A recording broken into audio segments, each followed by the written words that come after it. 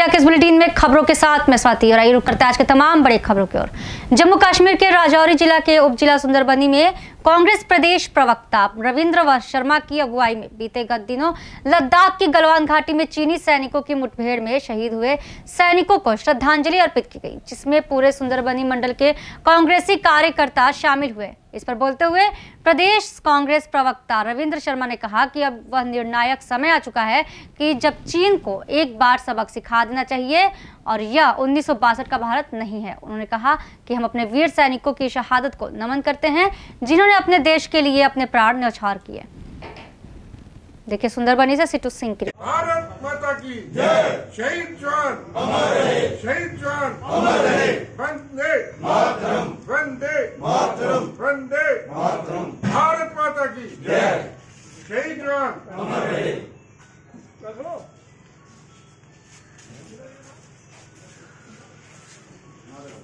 वंदे मातरम, वंदे मातरम, वंदे मातरम। भारत माता की जय, भारत माता की जय। भारत माँ के वीर सपूत 15 और 16 जून को लद्दाख क्षेत्र में अपनी मातृभूमि की रक्षा के लिए कुर्बान हो गए और चाइना की सेना जो घुसपैठ करके और धोखे से उन्होंने हमारे वीर जवानों के साथ मुठभेड़ की।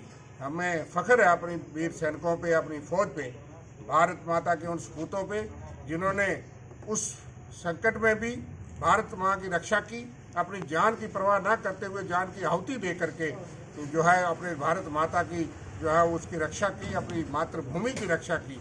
चाइना अग्रसर है, चाइना घुसपैठ करता है, चाइना धोखा देता है।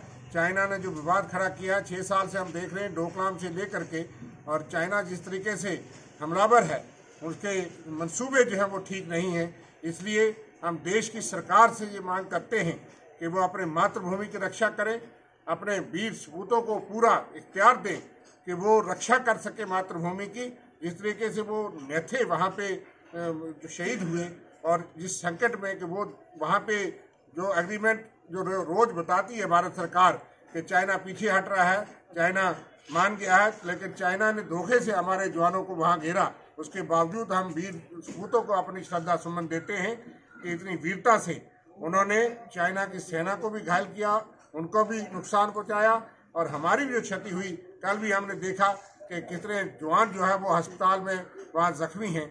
ये नहीं बताया गया कि कितने जवान जो है हमारे उनके कब्जे में हैं, लेकिन फिर भी जब पता चला कि कुछ जवान जो है वो छोड़े गए। इसलिए हमारे हमेशा अब भारत देश की सेना बड़ी डिसिप्लिन, बड़ी डेडिकेशन के साथ और अपने मातृभूमि के लिए जान न्यौछावर करने वाली है।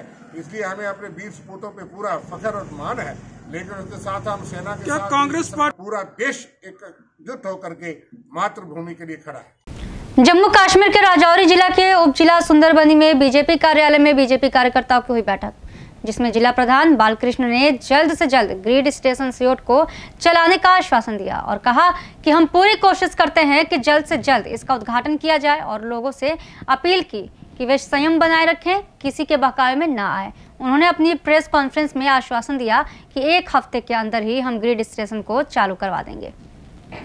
सुंदरबनी से हमारे संवाददाता सिटू सिंह की रिपोर्ट। नमस्कार, मैं captain Balkrishna, district president Bharatiya Janata party. Grid station सियोट के बारे में जैसे हमें पब्लिक का जो तकलीफ़ें हैं उसका हमें भी पता है और जैसे हमें पब्लिक का जो ज़रूरतें समझने के बाद हम लोगों ने अपनी पार्टी के अहदेदारों से बात करी। हमारे प्रभारी हैं जो एक अच्छे उम्दा लीडर हैं, मिनिस्टर भी रह चुके हैं, उनसे हमने बात करी।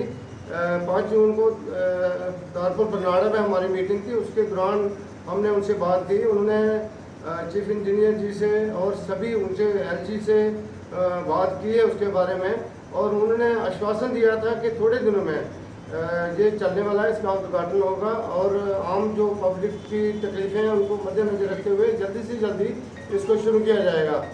तो इसी के साथ साथ हमारे जो स्टेट के प्रेसिडेंट हैं रविंद्र रैना जी, दर्शन हुआ उसके बाद ट्रामा हॉस्पिटल का मसला था, उस टाइम भी धरना प्रदर्शन रहा। ये लगातार कितनी देर धरना प्रदर्शन? नहीं, ऐसी कोई बात नहीं है। हमारी पार्टी जोर शोर से इस मुद्दे को उठाती है। हमें भी मजबूरी समझते हैं और हमारे जितने भी जो आम पब्लिक है, जो हमारे कार्यकर्ता हैं, वो इस वजह से दुखित ना हो।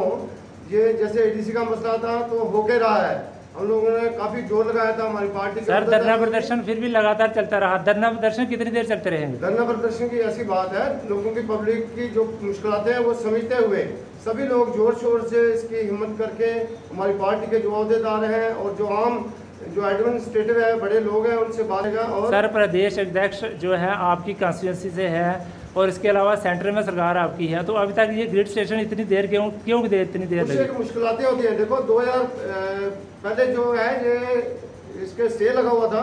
2015 में जैसे हमारी सरकार आई थी तो हमारे निर्मल सिंह जी, डॉक्टर निर्मल सिंह जी, जो उस टाइम बिजली के मंत्री भी थे, उन्होंने इसको जो स्टे थी वो खुलवाई थी और उसके बाद प्रोसेस शुरू हुआ था। पहले बनने में थोड़ी समस्या आई, अभी जब तैयार है तो सर अब तैयार है। तैयार होने के बाद अभी लगभग 1 साल करीब हो गया है, ये स्टार्ट क्यों नहीं हुआ? क्यों अभी तक कुछ समस्याएं थी जो कि मुलाजमों की समस्याएं थी, कुछ बिजली। देखो जितने ज़्यादा ट्रांसफार्मर लगने से जब तक बिजली ना हो, बिजली तो होनी जरूरी है ना, तो बिजली की भी चाहिए। जगह जगह ट्रांसफार्मर लगने से ऐसा तो नहीं होता कि बिजली पैदा करते हैं। तो जैसे ही हमारे पास अभी सब कुछ मुहैया हो चुका है, अभी चंद दिनों में जो हमारा ग्रिड स्टेशन है वो स्टार्ट होने वाला है।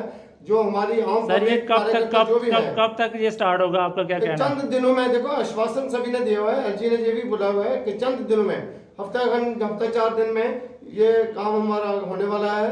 हमारी पब्लिक को हम अनुरोध करते हैं कि ज़्यादा हरास ना हो, हमारे पर यकीन करें। और जो बड़े अहदेदार हैं, हमारे एलजी साहब हैं, जहाँ हमारे स्टेट प्रेसिडेंट हैं रविंद्र रैना जी हैं, हमारे प्रभारी हैं श्री श्यामलाल।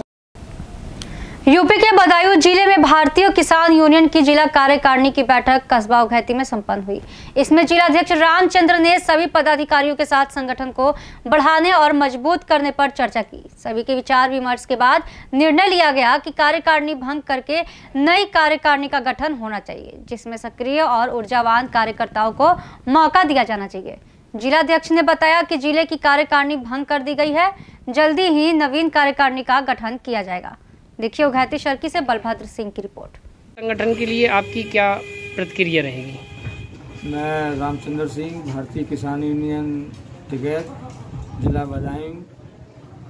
मेरी क्या सोचे, सारे जिले की कार्यकारिणी की एक बैठक हुई, उसमें सभी लोगों के मशवरा से निर्णय लिया गया कि नगर, ब्लॉक, तहसील सारी कार्यकारिणी भंग की गई और नई कार्यकारिणी का शीघ्र ही जुझारू कर्मठ कार्यकर्ता नए जो हमारे क्षेत्र में हैं, सबके मशवरा से उनके लिए मैदान में आगे बढ़ाया जाएगा और जिससे संगठन हमारे ज़िले का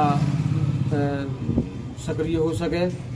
और पुराने कार्यकर्ताओं के लिए भी मतलब मौका है, नए कार्यकर्ता आगे बढ़ाए जाएंगे सभी कार्यकारिणी की सहमति के आधार पर और सभी का सहयोग जरूरी है, जिससे क्षेत्र में हमारे जिला बदायूं में जनपद संभल, मुरादाबाद की तरह हमारे बदायूं में भी संगठन सक्रिय हो और हम इतनी बड़ी क्षमता हमारे पास शक्ति आ जाए जो कि हम हर मुकाबले पर संघर्ष करने को मजबूत हैं। यूपी के बरेली जिला के कोतवाली क्षेत्र में बेसिक शिक्षा समिति के सदस्यों की एक बैठक अध्यक्ष जगदीश चंद्र सक्सेना के नेतृत्व में बैठक की गई, जिसमें प्रदेश सरकार द्वारा 29 जून को जारी शासनादेश आदेश में मान्यता प्राप्त स्कूलों को 180 वर्ग फुट के क्लासरूम, खेल का मैदान, अग्निशमन विभाग से एनओसी, स्कूल का नक्शा पास करवाना आदि शर्तों का विरोध करते हुए वापस लेने की मांग की है। इस काले कानून के प्रभावी होने पर प्रदेश के 70% स्कूल बंद हो जाएंगे, जिससे 7 लाख लोग बेरोजगार हो जाएंगे और 7 करोड़ बच्चे शिक्षा से वंचित रह जाएंगे।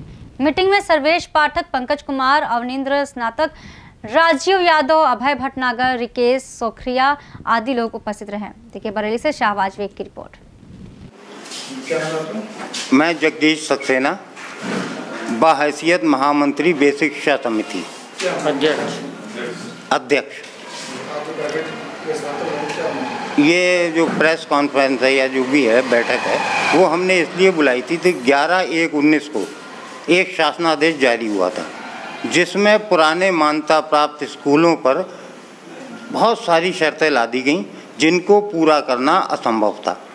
उसमें पहली शर्त ये थी कि जो बिल्डिंग है स्कूल की वो स्कूल के नाम हो। दूसरी शर्त ये थी कि NOC हो तमाम विभागों से, बिल्डिंग जो है उसका नक्शा पास हो। ये जो पुराने स्कूल हैं जो कि मुद्दतों पहले पता नहीं कब बिल्डिंग बनी कब कहाँ बनी, उनको ये सारी शर्तें पूरी करना असंभव है, नामुमकिन है। क्रीड़ा स्थल हो, बहुत से स्कूल ऐसे हैं जहाँ क्रीड़ा स्थल नहीं है। अगर ये शर्तें लागू रहीं तो उत्तर प्रदेश के 70% स्कूल बंद हो जाएंगे, जिससे 7 लाख लोग अनएम्प्लॉयड होंगे और 7 करोड़ बच्चों की जो पढ़ाई है वो रुक जाएगी। ये बहुत बड़ी समस्या खड़ी हो जाएगी स्टेट गवर्नमेंट के सामने की और जनता के सामने। एक रिलैक्सेशन दिया हमारे आंदोलन और जो हमने ज्ञापन दिए थे तमाम प्रतिनिधियों को, जनप्रतिनिधियों को, उसके परिप्रेक्ष्य में हमें एक रिलैक्सेशन दिया। रिलैक्सेशन में सिर्फ ये किया है कि जो स्कूल को कह रहे थे कि पहले आपका जो है स्कूल बिल्डिंग जो है वो स्कूल के नाम हो, अब उसमें उन्होंने कह दिया कि बिल्डिंग 25 साल पे किराए पर भी हो, वो भी मान्य। दूसरा रिलैक्सेशन ये दिया कि जो सुरक्षित कोच पहले था प्राइमरी के लिए 1 लाख रुपए, वो 25,000 रुपये कर दिया। जूनियर हाई स्कूल के लिए था 1.5 लाख रुपए, वो भी 25,000 रुपये कर दिए। ये सिर्फ 2 रिलैक्सेशन दिए। इसका हम स्वागत करते हैं, गवर्नमेंट को जो है बहुत बधाई देते हैं, उनको धन्यवाद ज्ञापन करते हैं। लेकिन पुराने स्कूल क्योंकि जो काला जो शासनादेश था उसकी शर्तों को पूरा कर ही नहीं सकते किसी भी हालत में, इसलिए हमारा पुरानी एक सूत्रीय मांग है कि जो पुराने मान्यता प्राप्त स्कूल हैं उनको इस 11/1/19 के शासनादेश से पूर्णतया मुक्त किया जाए। इसके लिए जब तक ये महामारी है कोरोना, तब तक हम जो हैं जनप्रतिनिधियों और अफसरों को ज्ञापन देंगे पुनः, और इस महामारी के उपरांत जब ये समाप्त हो जाएगी तो बहुत बृहद स्तर पर जन आंदोलन करेंगे, स्ट्राइक करेंगे, धरना देंगे, जो कुछ भी है वो करेंगे और इस शासनादेश को उत्तर प्रदेश में किसी भी हालत पे मंजूर नहीं होने देंगे। ये हमारी एक सूत्रीय मांग है। हमारे सब साथी बैठे हुए हैं, पदाधिकारी बैठे हुए हैं, सबकी यही मांग है, बेसिक समिति की यही है। पंजाब में जिला फाजिल्का के जलालाबाद थाना अंतर्गत जलालाबाद के विधायक श्री रविंद्र सिंह आंवला आज टक्कर हॉस्पिटल के नजदीक गुरु रामदास मेडिकल हॉल द्वारा खोले गए बाबा नानक मोदी खाना का जायजा लेने पहुंचे। तो विधायक आंवला ने यहां आकर मेडिकल के मालिक को इस सेवा के काम के लिए बधाई दी और उनका मनोबल भी बढ़ाया। उन्होंने कहा कि बाबा नानक मोदी खाना में जलालाबाद वासियों को व आसपास के गांव को बहुत ही कम दामों पर दवाइयां मुहैया कराई जाएंगी। और विधायक आंवला ने कहा कि जलालाबाद वासी अथवा आसपास के गांव वालों को बहुत फायदा मिलेगा। अगर इस नेक काम में कोई बाधा आए तो हम इनके साथ कंधे से कंधा मिलाकर खड़े हैं। इस मौके पर उनके साथ सहजपाल बराड़, दर्शन लाल वाटर्स, हरकमल सिंह, गुरजोत गिल, राकेश उत्रेजा, कुलदीप धवन व अन्य लोग मौजूद रहे।